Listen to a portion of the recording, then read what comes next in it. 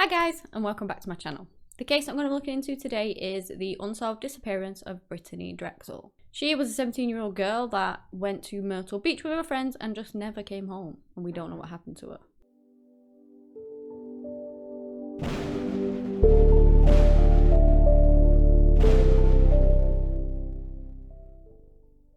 Britanee was born on the 7th of October in 1991 in Rochester in New York to parents Dawn and her biological father, John Cayuglu. I apologise if I said that surname wrong. I can't pronounce it. I'll put a spelling up on the screen for you because, yeah, I probably botched that one up. There's not much more known about him. They must have, I don't know, split up very early on. Dawn went on to marry her, what would become Brittanee's stepfather. So shortly after they married, John actually adopted Britanee and he raised her as his own daughter. The family settled in a suburb of Chile, and unfortunately the couple did end up splitting up, however, so they separated, moved to separate areas. So she's growing up, she's contemplating what she wants to do, and she decides that she wants to do something like nursing or cosmetology or even modeling. You know, she was really interested in those things, so that was what in her mind she was going to do as she got older as a job. They also apparently moved frequently when she was younger because her father was in the military. But both parents described her as being a really social girl. She was very outgoing. She was strong-minded. When she knew kind of what she wanted, that was it. She wanted it. So like the nursing or whatever, she probably would have really pursued that, because if it's what she wanted, she would have just gone for it. So at the age of 16, she gets back in touch with her dad. I don't know which way around it was, whether he got in touch with her or she got in touch with him.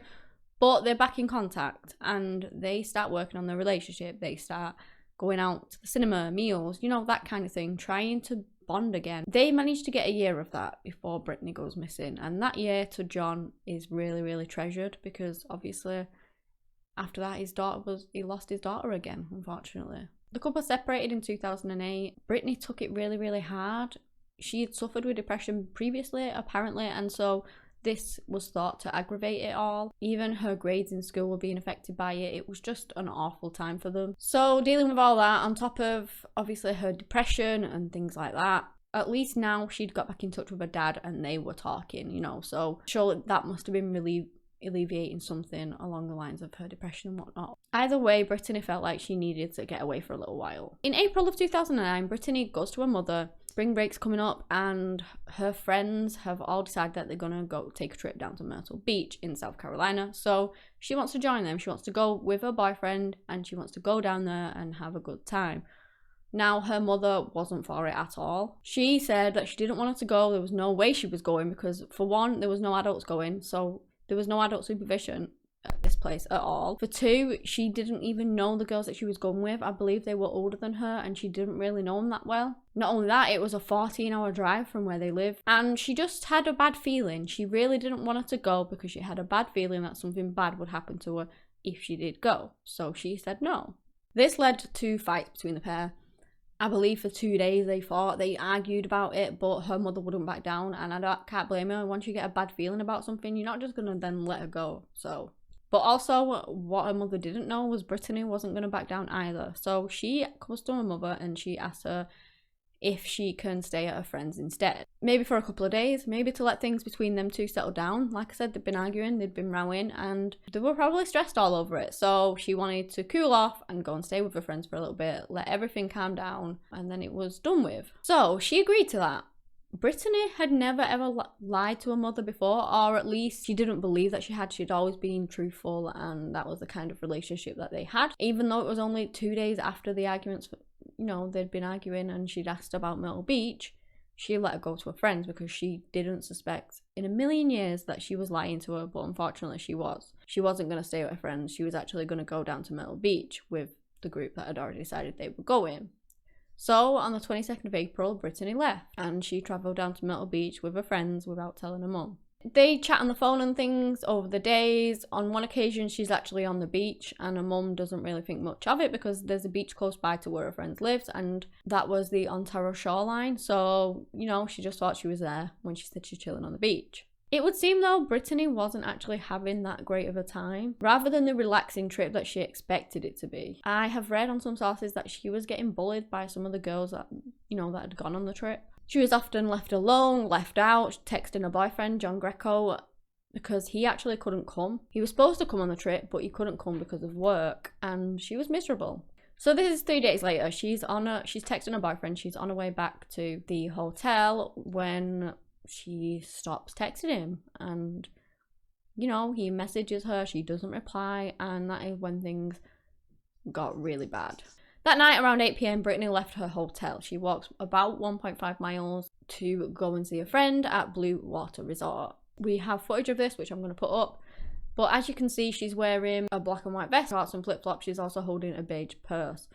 She didn't stay long and left at 8:45. And as I said, at this point, she was texting her boyfriend. Brittanee's last text to John was at 9:15 p.m. And after that, she just never got in touch with him again. John, after continuing to worry about her and the failed contacts with her, he acts quickly and he decides that he is going to ring her friends too. And they had not heard anything off her either. So, you know, he was getting worried. He did the right thing and he called her mum straight away and he told her everything. That Brittanee had lied, that she'd gone down to Myrtle Beach after all, and her mum was probably devastated and so worried. So she contacts John. They try and get in touch with the police, see whether the Rochester police can do anything. I believe John, and then contacts her boyfriend John contacts one of his friends to see if they could go down and inform the Myrtle Beach police, because obviously no one was there at the time to be able to do that. So in a lot of these cases, people get dismissed as a runaway and things like that. Well, Brittanee wasn't dismissed as a runaway. Nobody brushed off the Drexel family's worries like you hear so often in these kinds of cases. They pretty much hit the ground running looking for Brittanee. Eventually her face would be plastered everywhere, but it didn't lead to anything. Nothing ever came up. The next morning, the Myrtle Beach police began looking for Brittanee, and they found the friend that she had gone to, you know, on the hotel footage where she'd gone to see the friend. His name was Peter Brozowitz. He was 20 years old and he was this nightclub promoter from Rochester, and he was actually on holiday there at the time. He told police that he had met Brittanee the night before, and I believe she was actually collecting some flip-flops from him. Now, they looked into him, they looked into his friends, and they basically said that they weren't a person of interest in the case. The police also went and searched Brittanee's room, and the only things that they couldn't find were her purse and her phone.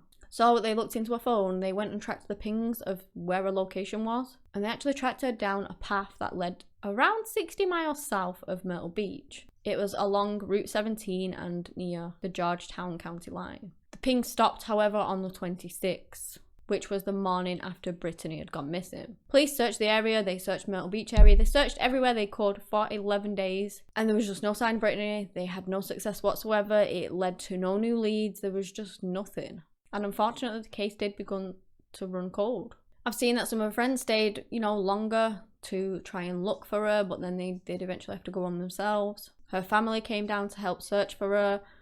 They were looking everywhere they could, but there was just nothing. There was nothing for a long time. In 2011, the police went on to search an apartment in Georgetown, which was close to where her pings were kind of last recorded. But I couldn't really find anything on this. They searched it. I didn't find the results of it. Whether it led to any new leads or anything, I assume not, because her case remains unsolved. But yeah, I couldn't find any more info on that. Brittanee's mom went to actually move to Myrtle Beach so she could be closer to where her daughter went missing, so she'd be closer to the case, so that she could just look for her and see if she could find her, I guess. Years go by again, and in 2014, Dawn, you know, tells the public what she believes happened to her daughter. She believes that the reason that she disobeyed her mother's will and told her not to go and she went anyway was, in her eyes, because she was maybe offered a modelling job or something like that while she was out there, so she obviously needed to get out there because of that. She believes that her daughter was lured there and then was possibly kidnapped and put into human trafficking. Police didn't really believe that that was the case. Like,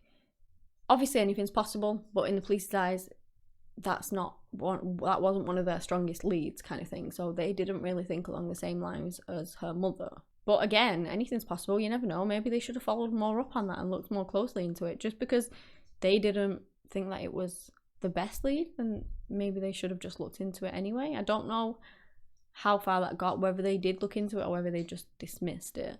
Years go by again. In June of 2016, the FBI actually got involved in the case. And they did a news conference where they told the public that they believed that Brittanee had been abducted from Myrtle Beach and taken to somewhere near Georgetown, which is where the pings obviously stopped. And they believed that Brittanee was killed shortly after being taken. They put up a $25,000 reward for, any information on Brittanee's case whatsoever to hopefully maybe solve it. 2 months after this, an FBI agent testified that an inmate in the South Carolina prison called Taquan Brown told them that in 2009, shortly after Brittanee had gone missing, he had gone to the house of a man named Timothy Deshawn Taylor. For some reason or another, I don't know whether it was to do with money, something like that, but he goes to this house anyway, and as he's walking through, he sees Brittanee, and he sees her being abused by some men. He carries on through the house, he goes to Timothy, who's in the back garden. I believe he gives him some money that he owed him or something, I don't know. They chatted for a little bit, and then Brittanee comes running out of the house. He then said that somebody grabbed hold of her. She was then pistol whipped and then dragged back inside. 2 gunshots shortly followed, and obviously he assumed that someone had just killed Brittanee from trying to run out of the house, trying to escape. He then said he saw them carry out a body that was wrapped up.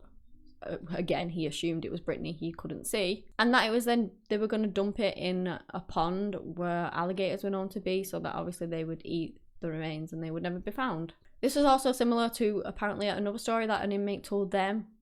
It was along the same lines. So it could be possible, it could be plausible.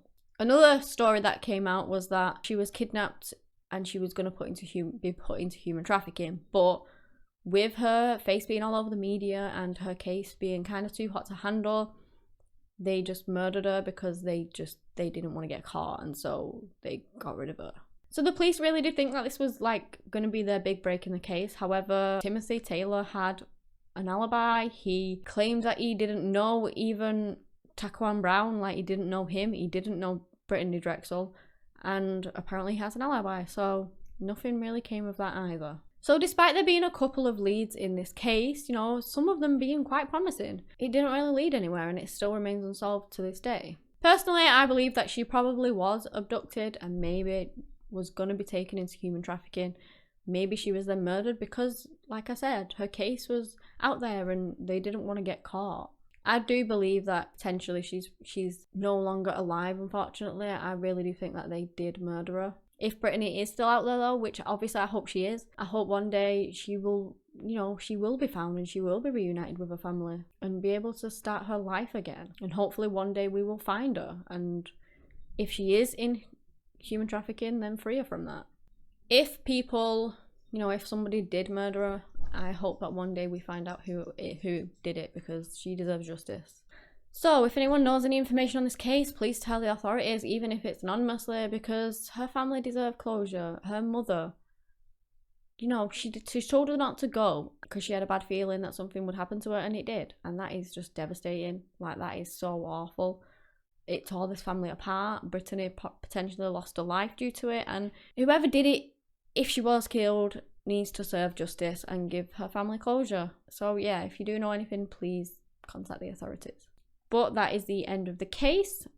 If you have any suggestions or anything you'd like me to look into, let me know. I'll look into them for you. Give me a big thumbs up if you've enjoyed the case, and subscribe to my channel for similar content. Anyway guys, that's all I have today on the case of Britanee Drexel. Thank you so much for watching, and until next time, bye.